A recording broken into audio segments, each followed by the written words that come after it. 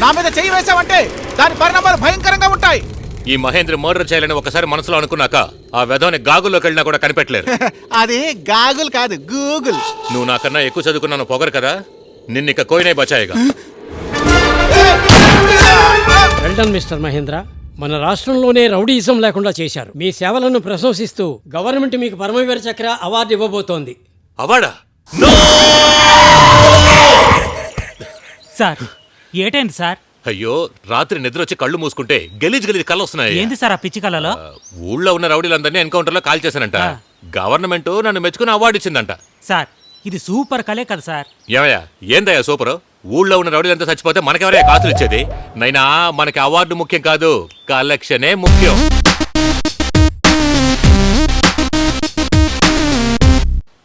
ఇదిగో నువ్వు బండి నేరుగా మార్కెట్కి పోనీ. ఈ తొక్కలో కలర్ రాకుండా మంచి ఛాయ్ తగిలిద్దాం. పోలీస్ బండి వస్తుంది, పోలీస్ బండి వస్తుంది, అందరూ రాండి, పోలీస్ బండి వస్తుంది.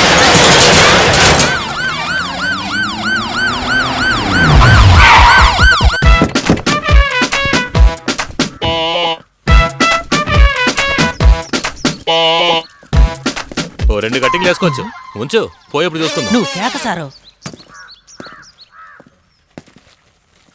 ఏం చేచ్చా, ఈ రోజు గవర్నమెంట్ సెలవా? లేదు కదా సారు. పోనీ ఏ పార్టీ అయినా బంద్ ప్రకటించిందా? లేదు సారు. మరి కుల తగాదాలు మత కలహాలు ఏమన్నా? ఏంది సారు నువ్వు కూడా అవన్నీ పుట్టించి చంపేదే మనం కదా సారు. అయితే మరి మార్కెట్ లో ఎవరు లేరేంది?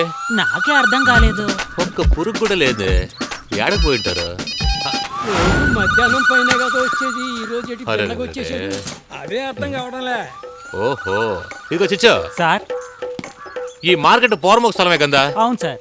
నువ్వు పని చేయి, ఏంది? చట్టాన్ని కాపాడేదానికి చట్టబద్ధంగా ఈ మార్కెట్ లో ఉండే అంగళ్ళన్నిటికీ సీల్ వేసి 15 రోజులుగా ఖాళీ చేయాలని అన్ని వైపులా నోటీసులు అంటించు. Okay sir. ఏంది సీలేద్దామంటే ఇట్టా ప్రత్యక్షమయ్యారు సార్? ఏంది సార్ ఇది? షట్టర్ లోపటి నుంచి తెచ్చుకుని బయటకు వస్తాడారు. ఈడోళ్ళందరికీ భయంకరమైన తేలుతాట సార్. నువ్వు మరీ రెచ్చిపోకు, అట్టా ఫీల్ అవుతున్నారు. ఏందబ్బా, నేను వచ్చేది తెలుసుకునే అన్ని మూసేస్తున్నారు కదా. అది కాదు సార్, రాహుకాలం పోయినాకే అంగళ్ళు తెరసాలనుకున్నాం, అంతలోనే ఓవర్ యాక్షన్ చేస్తున్నాడు. నువ్వు అన్నింటినీ మూసే సీలేసేవయ్యా. సార్ సార్ పెద్ద తప్పేసేస్తున్నాం, ఇప్పుడు ఏం చేయాలో చెప్పండి. అయితే ఒక్కొక్కరు అది నేను చెప్తాను సార్. తప్పు చేసినారంటే దేవుని ముందుకు పై నుంచని ఆ తప్పు దిద్దుకునే దానికి ఏం చేస్తారు? అర్చన చేపిస్తాం. చేపిస్తారు కదా. అదే మాదిరి ఇన్స్పెక్టర్ గారు ఇప్పుడు కోపంలో ఉండారు. ఆ కోపం చల్లబరచాలా. అట్టా చల్లబరచాలంటే ఊరిని పొగడతా మీరు పాట పాడాలా.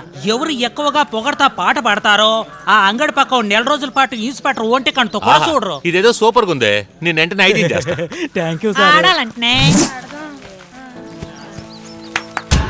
అదిరిపోనది మరప, గెలిచింది నువ్వే.